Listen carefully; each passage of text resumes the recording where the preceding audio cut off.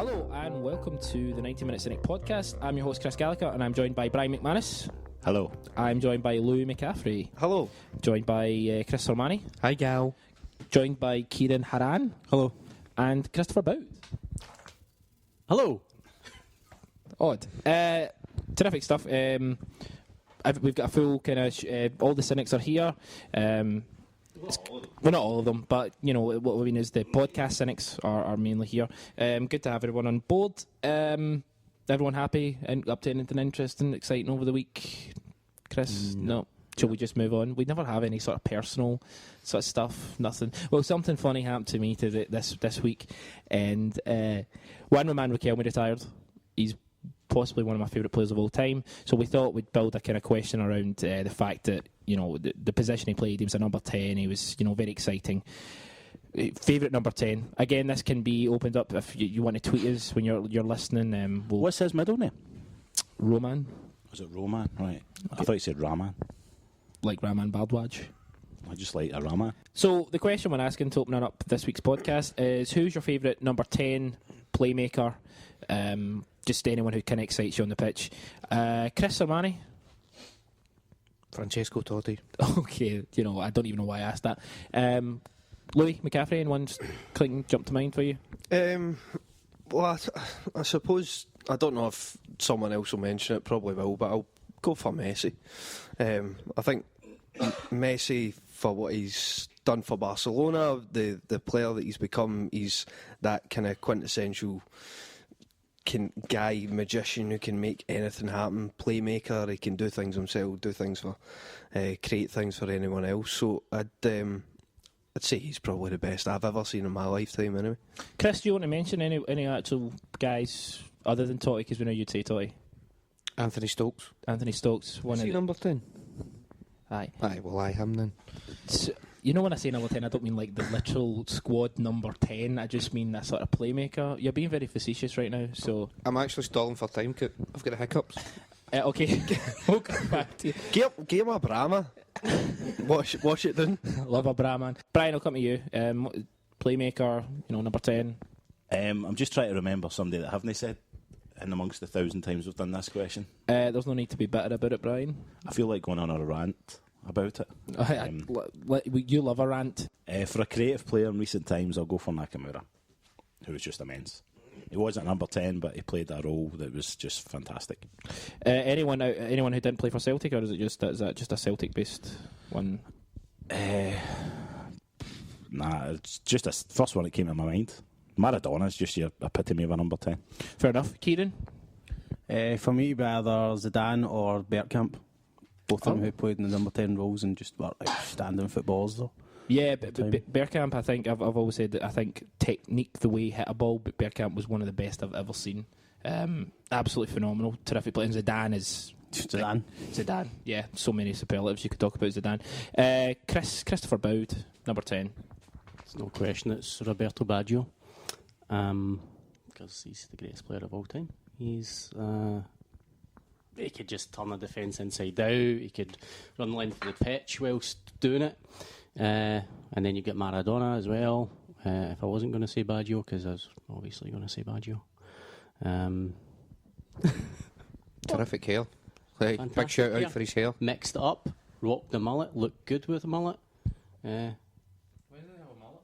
He had a mullet, he had a ponytail mullet. Okay. It's a lesser known mullet, but it's still a mullet. A lesser known mullet? Yeah, well, you know, some people get picky about mullets, but definitely a mullet. Not you, Boud. Yeah, Baggio was, like, I think everyone kind of our age, early 30s, even, mid to late 30s, hero, absolutely terrific. Del Piero for me, but we've also got, like, Stoichkov, Hagi, from a modern day point of view, Ciaran mentions Zidane, but even someone like Iniesta, I guess you could put into that sort of... There's a cracking Hagi article on the site, 90MinuteCynic.com. Well, I was going to say that, if only someone had collected a series of articles about the greatest number 10s and put them in one handy place that you could conveniently read them. Where would you get them from, Boud? We should do that. Well, that just ruined it, Louis. Yeah. There was a big build-up, bit of chemistry there. We're pretending that we didn't know what we're talking about, Louis. I didn't get that.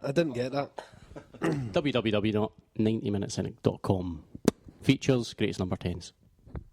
Terrific stuff. A couple more that I'm a big fan of. Mehmet Shaw, Andy Tom would definitely be one. Andreas Muller was another great one. Thomas Brolin. But from a Celtic point of view, Chris, what's your favourite Celtic, seeing as you didn't really have a Favourite Celtic? sort of playmaker? Probably Moravchik. Could open a tin of beans with his left foot and his right foot, which is why Charlie Mulgrew isn't quite as good as Moravchik. We've started with the Charlie Mulgrew hate early on. Terrific. I'm just saying that you got a tin of beans, you need to use his left foot. That's all I was saying. I mean, with Moravchik, you've got the option of either foot. I wasn't part of the podcast 2 weeks ago, but there was you guys started talking about footballers with hair, and someone mentioned Carlos Valderrama. Mm-hmm. Absolutely agree. But the goalkeeper, Higuita, that sort of soul glow hairdo was absolutely terrific. Do you know he had a programme in Colombia where he got extensive plastic surgery, and he kind of did this sort of a dating programme? This isn't made up. So Flavor Flav done that as well. Done a kind of dating programme. Yeah, so did they singing about Poison? Flavour of Love, more than one series. I'm a big fan of that programme, Brian. But this specifically evolved around Higuita being identified as an ugly motherfucker. So they gave him plastic surgery to make him less ugly, and I believe he got his whole at least once out of the programme. Did his hair still look like ramen noodles, or did they be changed in any I was way? mesmerised by his new facial. His new face, so I can't remember what his hair was like, but you're googling that. Colombian played for Parma and Colombia in the 90s. What was his name? Asprilla? Not Asprilla. Midfielder. Played for Parma as well. Sorry. I'll get back to that. Terrific player. Anyway, let's move on. Celtic versus Celtic at Ross County finished 1-0. Louis, quick thoughts on it? Not now. Right now, yeah. Pretty rubbish game. Didn't enjoy it. I think pretty early on it looked as if you could tell how the game was going to go. The pitch was, the ball was bobbling about in the pitch. It was quite narrow. There wasn't a lot of space to really play attractive football.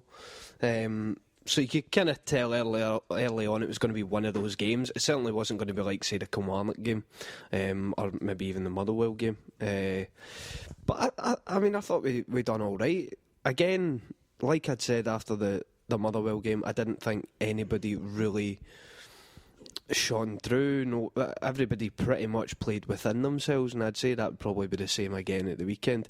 There was maybe one or two poorer performances than what they maybe would have liked, but the important thing was we won. And right now, whether you want to say we're in a title race or not, we have to keep winning games. So we won, got the 3 points.